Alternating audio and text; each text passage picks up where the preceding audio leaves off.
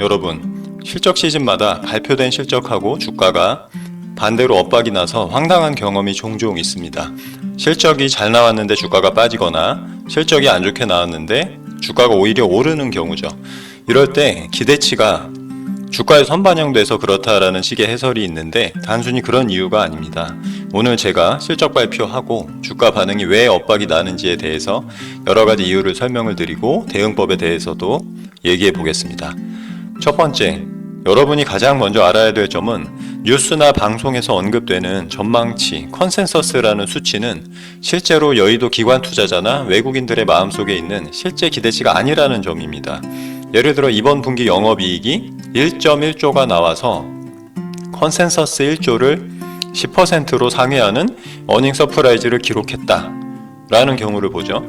이때 여기서 컨센서스 1조라고 할 때의 컨센서스는 주가를 움직이는 기관이나 외국인의 마음속 실제 추정치가 아닙니다. 이 점을 이해하려면 전망치, 즉 컨센서스의 계산 방식을 알아야 됩니다. 컨센서스는 보통 최근 3개월 동안 발표된 애널리스트 보고서의 전망치 평균값으로 계산됩니다. 여기서 몇 가지 변수가 생기는데요. 우선 3개월 평균이기 때문에 조금 오래된 전망치가 계산에 들어갑니다. 증권사 리서치 센터들은 이왕이면 최대한 커버하는 종목이 많은 것처럼 보여야 국민연금을 포함한 기관의 평가를 받을 때 유리하기 때문에 퇴사한 애널이나 섹터가 변경되거나 몇몇 이유로 담당 애널리스트가 비어 있어도 1, 2개월은 기존 추정치를 그냥 유지하는 경향이 있습니다. 즉 다시 말하면 실제 애널리스트의 살아있는 추정치가 아니라 오래된 의미 없는 추정치가 컨센서스 계산에 포함이 되는 거죠. 또는 이런 상황도 있습니다. 특정 종목을 타사의 애널리스트보다 자기가 상대적으로 안 좋게 보수적으로 봐왔던 애널리스트가 있다고 해보죠. 그런데 그 종목의 상황이 최근에 너무 좋아져서 이 애널리스트는 자신의 추정치보다 곧 발표될 실적이 훨씬 좋을 거라는 점을 알게 된 거죠. 즉 자신의 실제 추정치를, 실적 추정치를 상향 조정해야만 하는 상황이 된 거죠. 그런데 그동안 자신의 뷰가 보수적이었고 그때까지 세미나에 가서 펀드 매니저들한테 안 좋게 얘기했기 때문에 실적 발표 직전에 전망치를 변경하는 게 좀 창피하거나 난감한 그런 상황들이 있습니다. 이럴 때 이 애널리스트가 추정치를 바로 변경하지를 않고 실적 발표 후에 다른 애널리스트들의 보고서가 쏟아질 때 실적 보고서를 내서 추정치를 상향을 시키면 다른 자료에 묻혀서 무난하게 묻어갈 수가 있습니다. 어쨌든 이런 등등의 이유로 애널리스트들의 실제 마음속 추정치가 보고서에 바로바로 반영이 되지 않는 거죠. 전문 펀드 매니저들은 이런 상황들을 다 알고 있기 때문에 여러분이 접하는 공식적인 컨센서스와는 다른 숫자를 마음속에 품고 실적 시즌을 시작하게 되는 겁니다. 이런 펀드 매니저들의 실제 마음속 추정치를 스트리트 컨센서스라고도 하죠. 자, 예를 들면 기계적으로 계산된 컨센서스는 1조이지만 방금까지 설명한 여러 이유 때문에 제도권 펀드 매니저들은 다들 평균적으로 마음속에는 1.2조의 영업이익을 기대하고 있다고 해보죠.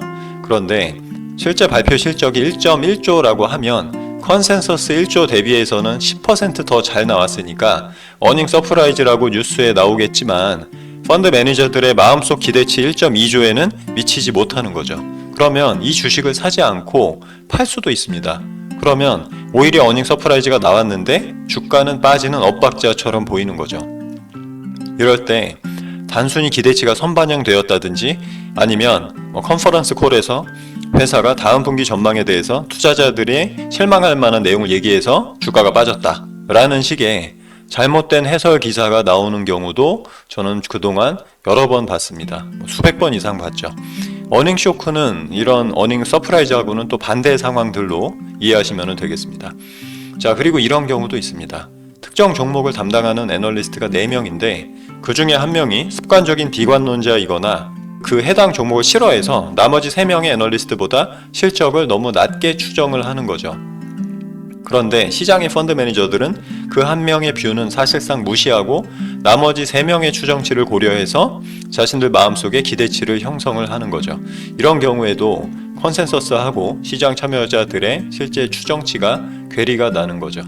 하나만 더 얘기하면 공식적으로 레포트에 쓰기 애매한 확인되지는 않는 정보가 유통되는 경우가 있습니다. 예를 들면 올해 초에 SK 하이닉스를 외국인이 아주 강하게 매수하면서 하이닉스가 상반기 주도주가 됐었죠.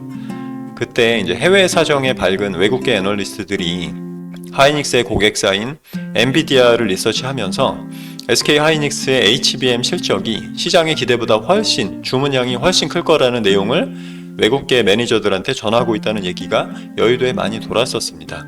그런데 이런 정보는 하이닉스의 공개된 정보로 추정할 수 있는 내용이라기보다는 엔비디아의 주문량에 관련된 그 내부 네트워크, 채널 체크로 얻을 수 있는 분석 결과이기 때문에 SK 하이닉스의 레포트로 공식화되기가 좀 애매한 정보인 거죠. 이런 경우에도 공식적인 하이닉스의 컨센서스 추정치가 레포트에 상향되기 전에 이미 시장 참여자들의 마음속 추정치, 스트리트 컨센서스가 먼저 올라가는 셈이죠. 그러면 일부 펀드 매니저들이 주식을 먼저 살 수도 있는 겁니다.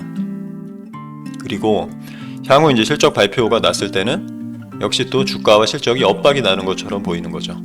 그리고 보통 국내 기사에 발표되는 컨센서스는 국내 증권사 애널리스트들만의 추정치 평균입니다.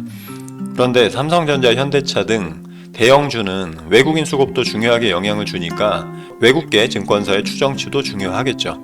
외국계 애널들의 전망치가 포함된 컨센서스는 블룸버그나 톰슨 로이터 같은 외국계 데이터 서비스에서만 볼 수가 있습니다.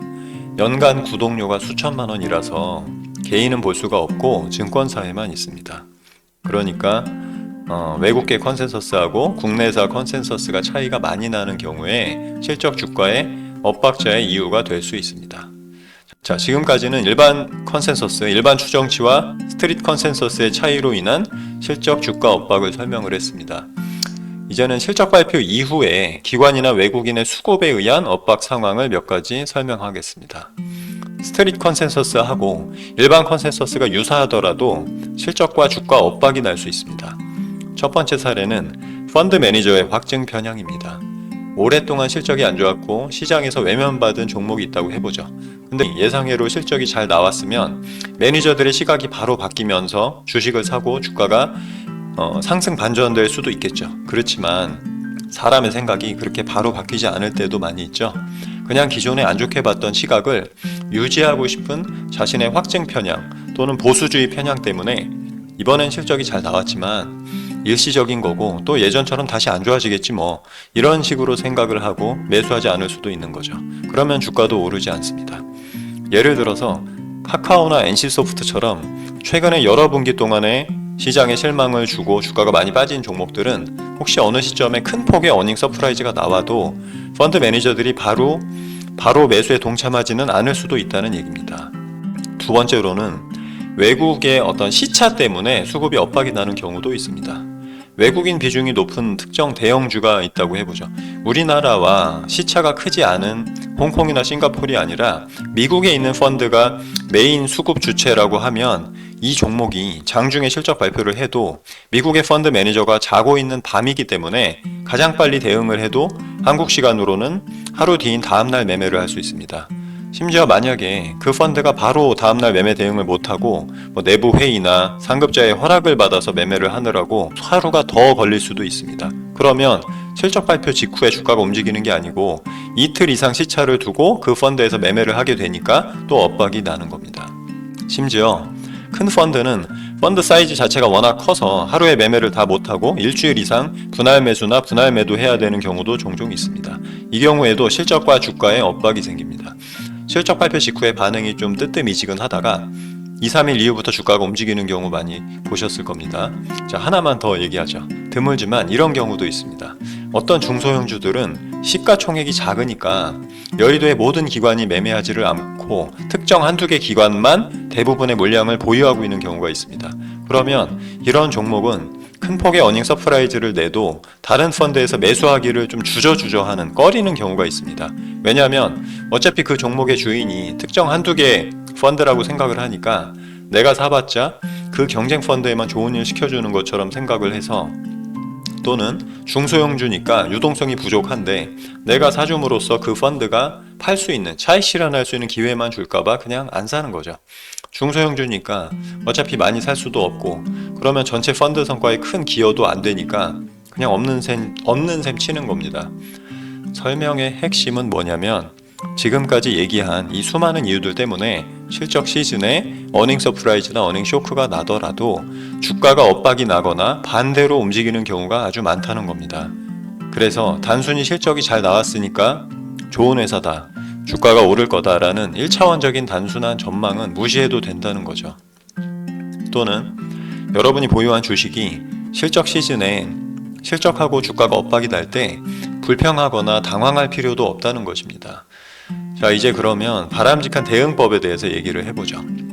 우선 실적 시즌에는 실적 발표 내용보다 주가의 반응을 보면서 대응한다는 개념을 마음에 새기기 바랍니다. 특히나 실적 발표 직후의 주가 움직임은 아예 랜덤이다라고 생각해도 됩니다. 전문 펀드 매니저들은 특정 종목에 대해서 애널리스트별로 누가 얼만큼 좋게 보고 나쁘게 보는지를 다 알고 있습니다. 그래서 보고서에서 단어 몇 개의 톤만 바뀌어도 어떤 느낌인지 감을 잡습니다. 그리고 실적 시즌마다 펀드 매니저가 애널리스트하고 같이 택시를 타고 기업 탐방을 갔다 오면서 차 안에서 대화를 하면서 관점을 공유할 수 있습니다. 합법적인 선 안에서 미묘한 정보 공유가 이루어지는 것이죠. 자, 그래서 개인 투자자는 기관이나 외국인급으로 같이 투자를 할 수가 없다면 뉴스 자체보다 언제나 주가 자체의 반응에 순응해야 됩니다. 여러분이 보유한 주식이 어닝 서프라이즈를 냈는데 실적 발표 직후에 주가가 하락을 해서 사전에 혹시 계획해둔 손절매 지점에 도달을 하면 그냥 주가에 순응하고 매도해야 됩니다. 실적이 이렇게 잘 나왔는데 이건 말이 안 된다 라고 고집을 부리거나 컴퓨터 모니터를 보면서 소리 지른다든지 화를 낼 필요도 없습니다. 네이버 종목 토론방에 가서 위안을 얻을 필요도 없습니다.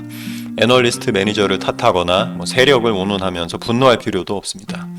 분노와 혐오는 어차피 여러분의 에너지만 흐트러뜨립니다. 진입과 청산의 최종 결정권은 여러분한테 있습니다. 소리 지르고 화내는 거는 여러분이 아니라 여러분의 거래 상대방이어야 되는 거죠. 프로는 흥분하거나 화를 잘 내지 않습니다. 자, 여담이지만 제가 주니어 때 외국계 트레이딩 회사에 근무한 적이 있습니다. 그때 코스피 200 옵션을 거래하는 팀이었는데 워낙 예전 2010년 전후라서 주식 변동성이 엄청나게 컸던 시기입니다. 옵션이니까 훨씬 더 크게 움직였겠죠? 그때 외국인 트레이더가 절반인데 장이 크게 움직이는 날에는 사방에서 외국어로 된 욕이 들립니다.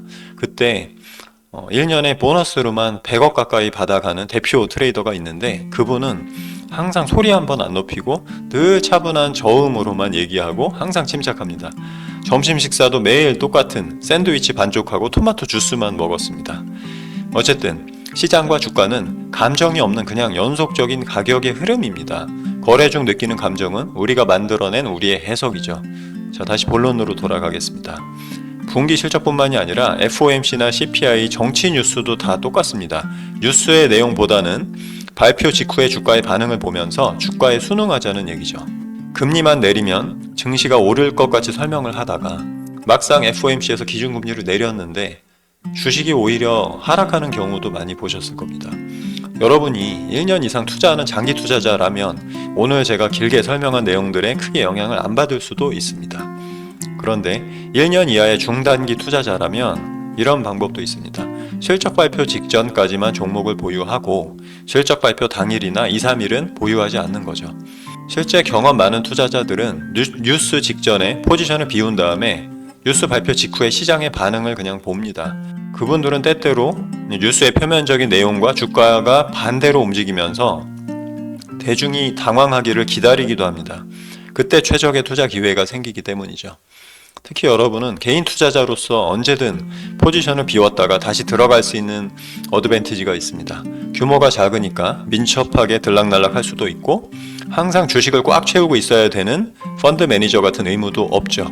이런 점들을 잘 활용을 하면 여러분이 기관이나 외국인보다 훨씬 더 잘할 수 있는 겁니다.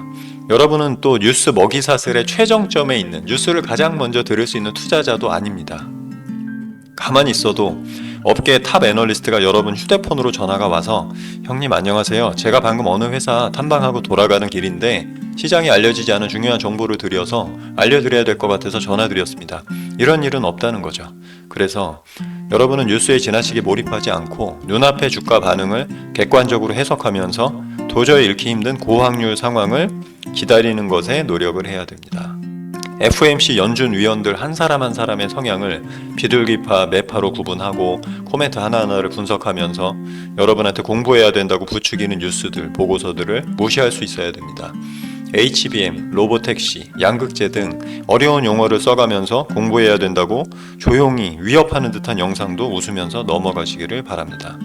여러분이 접하는 대부분의 뉴스는 이미 대부분 주가에 다 반영되어 있을 확률이 큽니다. 여러분한테 필요한 건 펀더멘탈 경제는 아주 최소한의 큰 그림만 파악하는 능력입니다.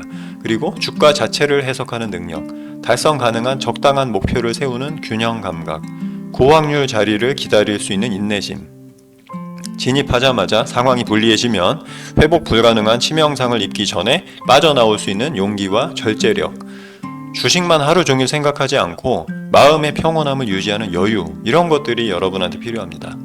자, 오늘 내용이 길어서 어려울 수도 있습니다. 두세 번 들어서라도 꼭 이해하시기 바랍니다. 오늘 여기까지 하겠습니다. 감사합니다.